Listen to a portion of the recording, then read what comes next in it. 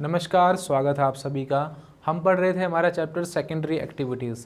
उसमें हमने इंडस्ट्रीज़ के बारे में सब कुछ पढ़ा है। ये है हमारी इस चैप्टर की लास्ट वीडियो। इसमें हम अपना आखिरी टॉपिक जो बचा हुआ है वो कवर करेंगे। ज़्यादा लंबी ये वीडियो नहीं होगी। तो हमारा जो आज का टॉपिक है वो है हैवी इंडस्ट्रीज़, यानी कि भारी उद्योग। अब नाम से पता चल रहा है आपको कि इसमें हैवी चीज़ों की बात हो रही है। बहुत बड़े लेवल पे जो रॉ मटेरियल आता है उसकी बात हो रही है। हैवी इंडस्ट्रीज़ का मतलब ये है कि जो इंडस्ट्रीज़ पुराने टाइम से चली हुई आ रही। देखो इंडस्ट्रीज़ का भी टाइप है ना, आजकल तो नए नए टाइप की इंडस्ट्रीज़ भी आ रही है। जैसे कि अमेज़ोन कंपनी है। अब अमेज़ोन वाले क्या काम करते हैं? ई कॉमर्स का काम करते हैं, चीज़ों को बेचते हैं, सामान को इधर उधर पहुँचाते हैं। वो भी तो कितनी बड़ी कंपनी बन चुकी है आज। पर हैवी इंडस्ट्रीज़ का मतलब ये होता है जो पुराने टाइप की इंडस्ट्री थी, जहाँ पे जैसे कि लोहा बनता था, स्टील बनता था, ठीक है, बड़े लेवल पे कपड़े बनते थे। तो जो पुरानी फैक्ट्री इंडस्ट्रीज़, जो कोयला निकलना, ये चीज़ें होना, ये होती हैं हैवी इंडस्ट्रीज़, यानी कि पुराने टाइप की इंडस्ट्रीज़। समझ गए? तो आज हम बात कर रहे हैं हैवी इंडस्ट्रीज़ की ही, यानी जहाँ से बड़े लेवल पे मिनरल्स निकलते हैं, चाहे वो किसी भी टाइप की इंडस्ट्री हो। हैवी इंडस्ट्रीज़ का मतलब ये है कि बहुत ही बड़े लेवल पे प्रोडक्शन होना, और इन इंडस्ट्रीज़ को कहा जाता है धुएं की चिमनी वाले उद्योग, यानी कि यहाँ से क्या होता है, प्रोडक्शन होता है और धुआं निकलता है। तो आज का जो हमारा टॉपिक है वो क्या है? Heavy industries. आज हमें मेनली ये जानना है कि जो ये हैवी इंडस्ट्रीज़ हैं ये पूरी दुनिया में कहाँ कहाँ पे है। तो मेन जगह हमें पढ़नी है आज कि किस एरिया में, किस जगह पे जो है मेन इंडस्ट्रीज़ ये बनी हुई हैं। तो देखो हैवी इंडस्ट्रीज़ में धातु पिघलाने वाले, यानी जहाँ पे मेटल पिघलाए जाते हैं, वो इंडस्ट्रीज़ आती हैं। इंजीनियरिंग होती है जहाँ पे हैवी लेवल की वो चीज़ें आती हैं। बहुत बड़े लेवल पे जो कपड़े बनाने का काम होता है वो इंडस्ट्रीज़ आती हैं। तो देखो हमारा जो पहला एरिया है वो है जर्मनी। जर्मनी में एक जगह है रूहर घाटी, इसका नाम आप याद रखना। जर्मनी में जो रूहर एरिया है, यानी रूहर जो प्रदेश है, वहाँ पे बहुत हैवी इंडस्ट्रीज़ हैं जर्मनी की। यानी वहाँ का जो आयरन है, वहाँ का जो स्टील है, वो सारा का सारा कहाँ से बनता है? वो रूहर घाटी से ही बनता है। और वहीं पे आसपास में कोयले की इंडस्ट्रीज़ हैं बहुत बड़ी बड़ी। तो कोयला भी वहीं पे है और लोहा भी वहीं से निकलता है। तो जर्मनी का सबसे मेन एरिया है रूहर, और वहाँ पे लगभग 80% जो प्रोडक्शन है पूरे जर्मनी का वो उसी एरिया से होता है। तो जितनी भी हैवी इंडस्ट्रीज है जर्मनी की वो कहाँ पे है? रूहर में है। पहले वहाँ पे कैसे काम होते थे? लोहे को या अन्य धातुओं को पिघलाने का काम होता था, ठीक है। पर आजकल वहाँ पे जो है कार की कंपनी लगना, ये सारी चीज़ें भी सेटअप हो रही हैं। तो आपको एग्जाम्पल याद रखना है, जर्मनी में है रूहर वाला एरिया, वहाँ पे क्या है? हैवी इंडस्ट्रीज़ हैं। और आजकल वहाँ पे नई नई इंडस्ट्रीज़ भी सेटअप हो रही हैं, जैसे कि कार बनाने की कंपनी। आपको एक कंपनी का नाम याद रखना है, ओपेल कंपनी, OPEL। ओपेल एक कार बनाने की कंपनी जो कि जर्मनी में है, ठीक है। तो रूहर कहाँ का एरिया है? जर्मनी का। ऐसे ही हमें मेन मेन एरिया पढ़ने हैं आज कि कौन सा एरिया कहाँ पे है जहाँ पे हैवी इंडस्ट्रीज़ है। तो अभी हम पढ़ रहे हैं धातु पिघलाने वाले या बड़े बड़े जो लोहे के या स्टील के एरिया हैं उनके बारे में, ठीक है। तो अब तक हमने सबसे पहला पढ़ा है जर्मनी। जर्मनी में रूहर नाम का एरिया है जहाँ पे आयरन और स्टील का बहुत बड़े लेवल पे प्रोडक्शन होता है। जर्मनी का लगभग 80% प्रोडक्शन वहीं से होता है। वहाँ पे आजकल कार बनाने की इंडस्ट्रीज़ भी सेटअप हो रही हैं, तो लोहे से रिलेटेड है वो भी। तो लोहा स्टील सबसे बड़े लेवल पे जर्मनी में कहाँ पे है? रूहर नाम के एरिया में। अब बात कर लो आप अमेरिका की। अमेरिका में एक जगह है पिट्सबर्ग। अब पिट्सबर्ग नाम की जगह अमेरिका में बहुत फेमस है, किस चीज़ के लिए? हैवी इंडस्ट्रीज़ के लिए। उसके अलावा अमेरिका कनाडा के बॉर्डर के पास एक जगह है ग्रेट लेक्स, वहाँ पे 5 बड़ी बड़ी लेक्स हैं। तो वो पूरा जो एरिया है वहाँ पे भी बहुत हैवी इंडस्ट्रीज़ लगी हुई है। वहाँ से भी लोहा वगैरह निकलता है, स्टील वगैरह बनाए जाते हैं वहाँ पे। तो धातु पिघलाने के उद्योग, हैवी मशीनरी, हैवी इंजीनियरिंग के उद्योग अमेरिका में कहाँ पे है? पिट्सबर्ग में और ग्रेट लेक्स के पास। समझ गए? अब देखो यहाँ पे जो पिट्सबर्ग है ये बहुत ही बड़े लेवल पे, पूरी दुनिया में बहुत बड़े लेवल पे इस चीज़ का प्रोडक्शन करता है, हैवी इंडस्ट्रीज़ का। इसे इसीलिए जंग का कटोरा कहा जाता है, यानी कि यहाँ पे इतना ज़्यादा आयरन है, इतना ज़्यादा यहाँ पे प्रोडक्शन होता है कि इसे कहा जाता है जंग का कटोरा। जंग का कटोरा किसे कहा जाता है? आप याद रखना, पिट्सबर्ग को। आपसे 1 नंबर में क्वेश्चन पूछ सकते हैं कि जंग का कटोरा किसे कहते हैं, तो आप उसका आंसर क्या दोगे? पिट्सबर्ग को। और कहाँ पे है ये? अमेरिका में। तो हमने अमेरिका पढ़ा, हमने जर्मनी पढ़ा। 2 जगह हमें याद हो गई कि जर्मनी में तो है रूहर नाम का एरिया, अमेरिका में मेन है पिट्सबर्ग और ग्रेट लेक्स वाला एरिया। अब देखो यूरोप में और कौन कौन सी कंट्रीज़ हैं। यूरोप में ब्रिटेन है, वहाँ पे भी बहुत हैवी इंडस्ट्रीज सेटअप हुई हैं। आप सभी को पता है अंग्रेज एक टाइम पे बहुत बड़े लेवल पे इंडस्ट्रियल रेवोल्यूशन में शामिल थे, ठीक है। उन्होंने ही पूरी दुनिया में इंडस्ट्रीज़ को सेटअप करने की शुरुआत करी। तो ब्रिटेन में भी बहुत सारी हैवी इंडस्ट्रीज़ हैं। उसके अलावा लग्जमबर्ग नाम की जगह है, ठीक है, बेल्जियम है। तो ये वो कंट्रीज़ हैं जहाँ पे जो है हैवी इंडस्ट्री सेटअप है यूरोप में।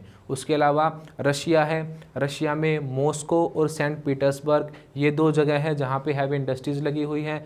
तो जो आपने मेन कंट्रीज़ के नाम सुने हैं या मेन एरिया के नाम सुने हैं, वो एरिया बहुत डिवेलप हैं, ठीक है। और डिवेलप हैं तो आप उनके नाम भी सुनते हो, वहाँ पे सिटीज़ भी बसी हुई हैं बड़ी बड़ी, ठीक है। तो मॉस्को का नाम आपने सुना होगा, रशिया की कैपिटल ही है।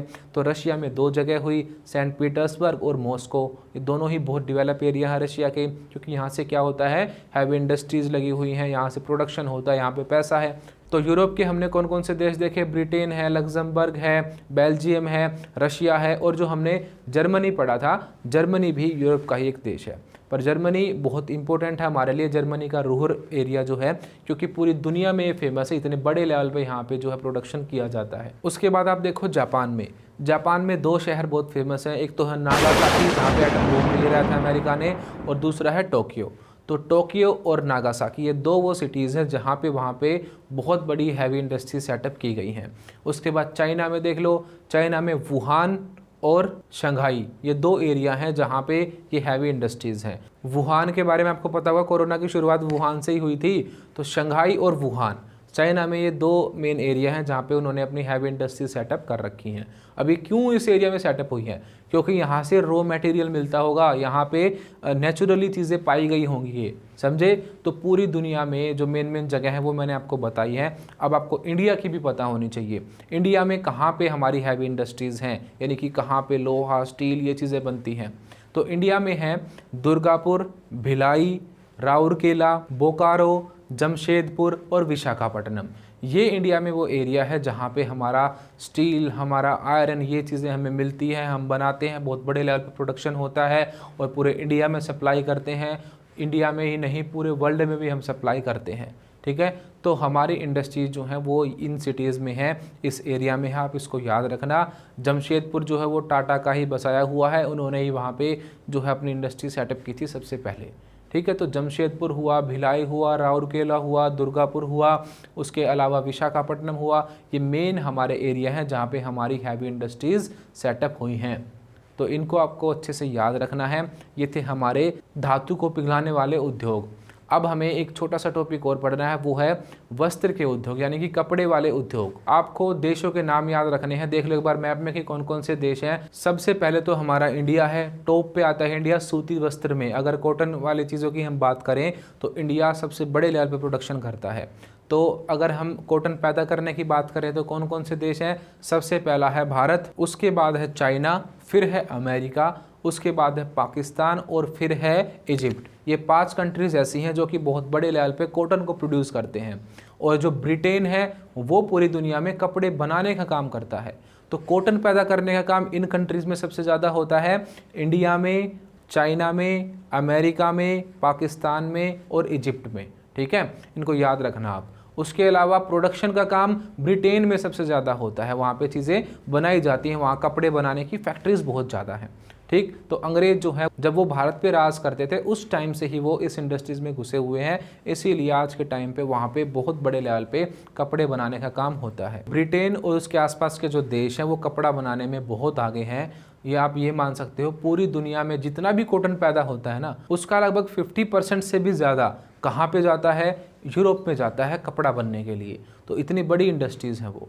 तो यही हमें पढ़ना था आज, कहाँ कहाँ पे कौन कौन सी इंडस्ट्रीज़ हैं, इनको आप याद रखना, ठीक है। हमने हैवी इंडस्ट्रीज़ भी पढ़ी हैं और हमने सूती कपड़े की भी पढ़ ली हैं। तो यही था हमारा आज का मेन टॉपिक। ये वाला जो हमारा चैप्टर है इसमें हमने सारे टॉपिक कवर कर लिए हैं। देखो इसमें हमने पढ़ी थी सेकेंडरी एक्टिविटीज़, यानी कि वे सारी चीज़ें जो कि हम प्रोसेस करके बनाते हैं। प्रोसेस करने में किसका यूज़ होता है, इंडस्ट्रीज़ का यूज़ होता है। तो हमने इंडस्ट्रीज़ के टाइप भी पढ़े, इंडस्ट्रीज सेटअप करने के लिए क्या क्या कंडीशन चाहिए वो भी पढ़ी, कैसी इंडस्ट्रीज़ होती हैं, कैसे उनके काम होते हैं ये भी पढ़ा, और किस किस एरिया में कौन कौन सी हैवी इंडस्ट्री है वो हमने आज पढ़ लिया है। तो हमें अच्छे से याद रखना है। ये हमसे शॉर्ट क्वेश्चंस में भी पूछ सकते हैं, ठीक है। तो बहुत इंपॉर्टेंट चीज़ है आपके लिए, अच्छे से पढ़ना, वीडियोस को देखना, और अगर आपको वीडियोस अच्छी लगी हैं तो वीडियोस को लाइक करना और कमेंट करके हमें ज़रूर बताना कि आपको वीडियोस कैसी लगी। हमारा जो नेक्स्ट चैप्टर होगा उसमें हम पढ़ेंगे टर्शियरी एक्टिविटीज़, यानी कि सेकेंडरी के बाद जो अगली टाइप की एक्टिविटीज़ होती हैं वो, ठीक है। और फोर्थ और फिफ्थ ये टाइप की एक्टिविटीज़ हम आगे पढ़ेंगे। तो मेन तो हमारी 3 होती हैं, प्राइमरी, सेकेंडरी और टर्शियरी, ठीक है। हमने 2 पढ़ ली हैं उसमें से। प्राइमरी पढ़ ली है हमने इससे पहले वाले चैप्टर में, और इस चैप्टर में हमने सेकेंडरी पढ़ ली है। अगले जो चैप्टर होंगे उसमें हम थर्ड और फोर्थ पढ़ेंगे, ठीक है। फिफ्थ जो है वो एक नया पार्ट जुड़ा है, वो फोर्थ का ही पार्ट है। तो अगले चैप्टर में हम थर्ड टाइप की एक्टिविटीज़, फोर्थ टाइप की और फिफ्थ टाइप की सारी कवर कर लेंगे, ठीक है। तो अगर आपको ये वाली वीडियो अच्छी लगी है तो लाइक ज़रूर करें और अपने दोस्तों तक शेयर ज़रूर करें।